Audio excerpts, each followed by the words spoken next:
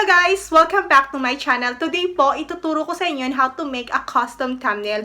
It's very important po to have a good thumbnail because that is the very first thing nakita ng ating audience. So today po, you don't need to be a pro or have a background in graphic designs just to make a custom thumbnail because with the help of this app, it's very easy po to make one. And today, I have a very important tricks na i-share po sa inyo and how to use this app and how to make special effects on your thumbnail. So guys, just don't let YouTube choose for your thumbnail because you can make your own and you can customize it. Ituturo ko sa inyo on how to make a catchy thumbnail maker. So there it is guys, you go to the App Store, then type in thumbnail maker. Yan po. And then, ito po yung pipiliin natin, itong first one na ito. And don't be confused kasi pero meron siyang kaparehang logo dito. But we choose this first one. I-download po natin yan. Then open. Then ito po yung entrada ng thumbnail maker. And we go to this button. And then we have different collage here that you could use. You can use this one. Itong naka-split siya into two. And you can just drag it to the left para makakita ka ng iba pang mga choices. Yan. You can choose different designs, guys. There is. So, here, if you want it simple, ito lang po yung pipili natin itong isang picture. So, there is, guys. You just click on this camera logo right here at the middle. Then, you choose the pic that you want as your thumbnail. So, ito po yung pipiliin, guys. Yan. So, you can also zoom in by using your finger to drag it. Yan. To zoom it out. Yan po. Yan. So, you can just adjust it using your finger, guys. Just drag it anywhere you like. Kung ano po yung gusto nyo, yan. And there it is, guys. If you want to add text, just click on this portion below here. Ito may mga choice ito. Just click this text button right here. Yan. And then, type in whatever headlines that you want for your thumbnail. So, I'll choose this as my thumbnail. Yan po. And then, if you want, you have available designs here for your font style. Here, you can choose this one and just drag it to the left. So, you could choose more styles right here, the Minecraft style here. If it's too big, you can just drag it right this way para mas lumiit po siya. Yan. You can zoom it out using your finger, guys. Yan po. Yan. So, there it is, guys. You can choose any fonts that you like. So, if you want just the simple one, ito lang po. Yan. If you want it bigger, just drag it using your finger. Yan.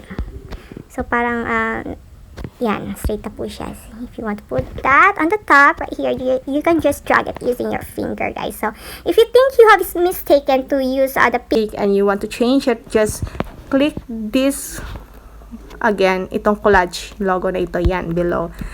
Yan. And you could click the pic, your pic here, and then you choose change picture. Yan, if you want to change it to other pics. Yan, but if you want the same pic, yan lang din. So, eto po guys, you can move, rotate, and adjust the size of thumbnail using your finger. So, yan po yung ginawa ko, idadrag po lang po natin, and then tap and hold a thumbnail to move it to different parts of the selected grid. Yan po. And then, you can actually add multiple text here, guys. So, if you want to add the date, it's August 8. Yan. Yan po. You can add the date right here below. And you add, again, the kind of text that you want. So, if you don't like any of the designs here, you can make your own, guys, by clicking on this text right here. You can choose whatever fonts that you like here. So, yan po. Kung gusto nyo ng masyadong itap. If you want to change the color, kasi yung white kasi hindi masyadong visible unless may background siya. So, you can choose for color right here. Itong parang may pen logo to. I-click po natin yan. Then, you can choose for your colors right here. So, mostly ginagamit ko is this light yellow, guys. This light yellow here. You have different options here. The color choice here. Just drag it to the left. Ito, yung gusto ko itong pastel green. Yan. Or, choose it again for the colors. Yan po. And then, you can also choose these gradient settings right here. Ito, kung gusto niyo pong something colorful, yan po. Yan. And then, one thing that I really love about this is you have a lot of choices for your fonts, guys. So, here, you want it's a kind of safari style. Yan po. And then, adding a border, guys, could really make your font more standout, guys. Here, you just click this one as border.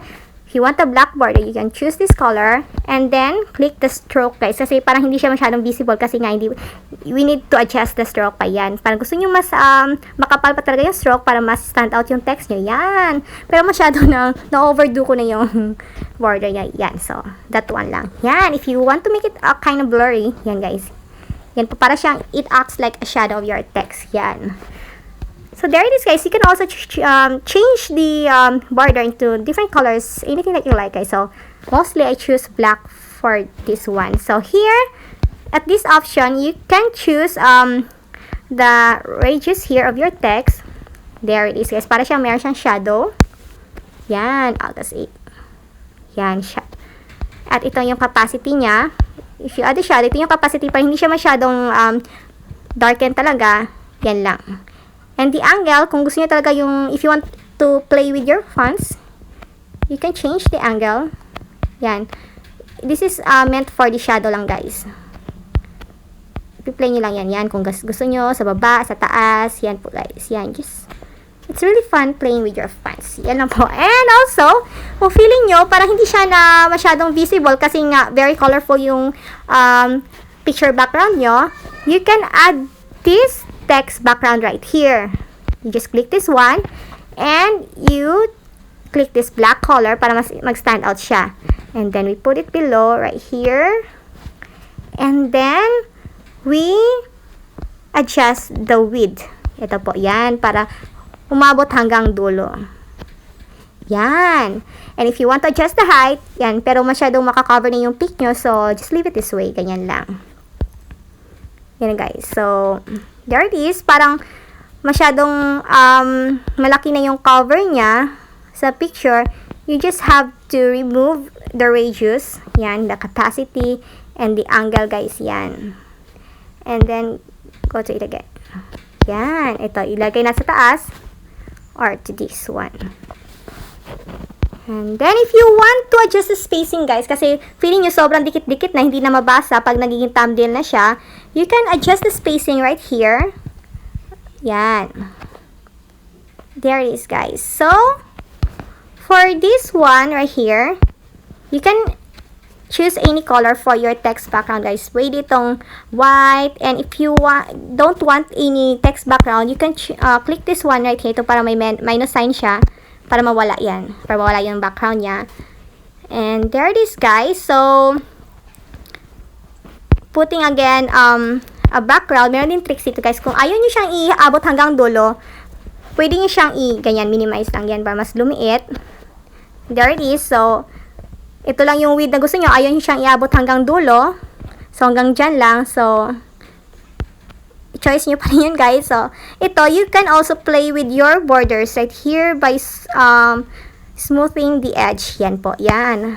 Para smooth lang siya. Then, change the color again to white or yellow. Yan, kung saan po yung mas feel nyo. So, right here, guys, you have also, if you want to add more fun to your thumbnail, you can choose this smiley right here. You can click this smiley. Yan po, yan. You can add sticker here by choosing whichever you want here for your PR. If you want to add this new, okay, so this is your new video, okay, you want to add this new sticker right here. And guys, you can adjust the size right here by dragging it. You can zoom it like that. By using your finger, guys, you can choose it. Yan. Yan po.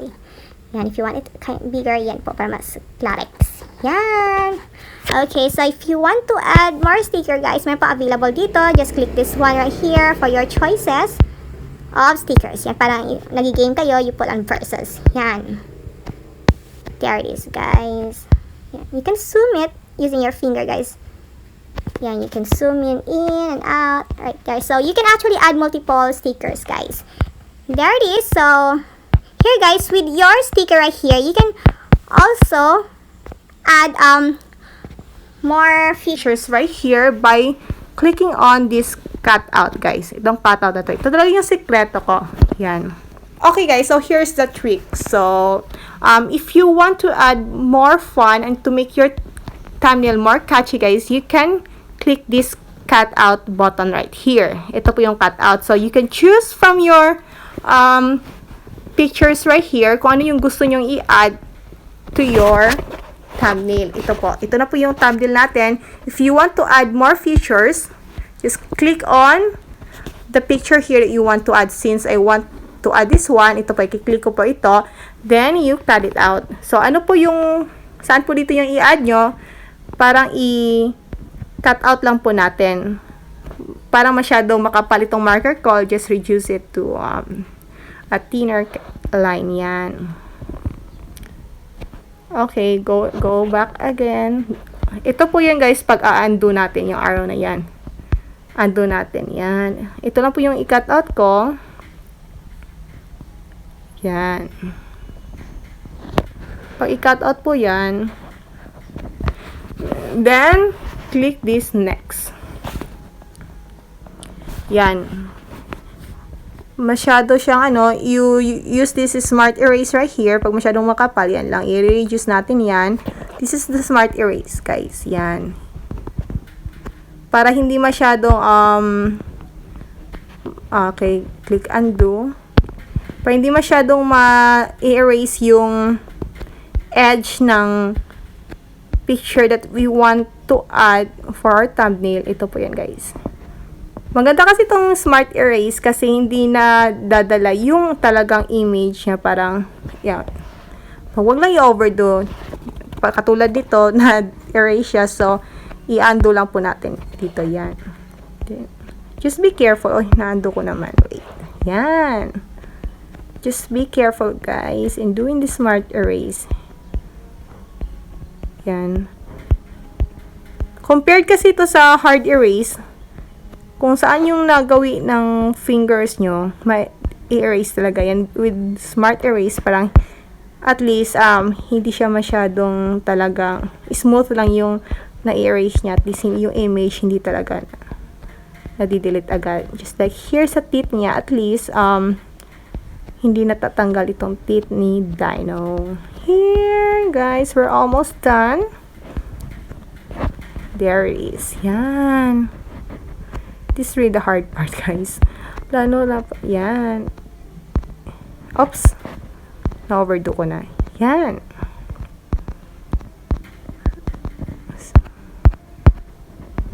Yan, guys. So, there it is, guys. Just do the hard erase. Okay, ito kasi guys, dapat tanggalin din natin itong nasa edge niya na parang hindi siya talagang na-erase. We choose this hard erase. Hard erase guys, yan. Para matanggal itong parang naiwan ng smart erase dito, yung mga gilid-gilid na yan. Yan, ito po, i-clear po natin yan. Kasi pag hindi natin ito tinanggal, this will happen. Yan po. Ito po, parang meron siyang, parang naiwan naman siya dito. Anong tawag dyan? Yan. Sa gilid niya, if we will add this to our thumbnail na, yan, hindi naman siya masyadong visible, pero gusto ko lang talaga yung malinis na trabaho, kaya we will go back, then erase ito by clicking this hard erase. Ito po. Talagang lilinisin po natin yan. Ganyan po ako ka-perfectionist, guys. Lalo na if I'm doing my work. Yan! Okay, so then click next. So, ito na po yung nagawa natin. Ay, meron pa rin. Okay, let's go back, guys. Yan. Lilinisin po natin yan. Yan, okay. Then click next. And then we'll add this to our pic. Yan. So, we need to adjust this, guys. I-drag po lang natin ito using our finger. Then, put it at the left side. Yan. So, if you want it bigger, guys, para mas ma-exage yung thumbnail nyo, yan, you can just drag it using your finger again. You can zoom in your image by using your finger. Yan na po. Yan. There it is, guys. We're almost done. Yan na po. So, how's it as your thumbnail? Diba ang saya, ang ganda, para na-excite, para may real dinosaurs talaga. So, ito na guys. And you can adjust the stroke. Yan. Pero parang masyadong ano na siya eh, masyado na siyang halata na hinidit. So, ito, yan. So, tanggalin natin itong stroke. Ganyan lang para parang may 10% reality. Okay, so for the shadow, we can also adjust this one. Lagyan natin ang shadow, ganyan. And the capacity, guys, pwede natin ganyan. Walain na lang, para parang nawala yung effort natin. Okay, so hindi masyadong visible si Dino. Yan. Okay, so wag na yan. Capacity na yan. So there it is, guys. We're done with our thumbnail. And so guys, I hope you liked the tutorial. And if you have some questions or suggestions, just please comment down below. And please don't forget to click subscribe. Thank you and goodbye.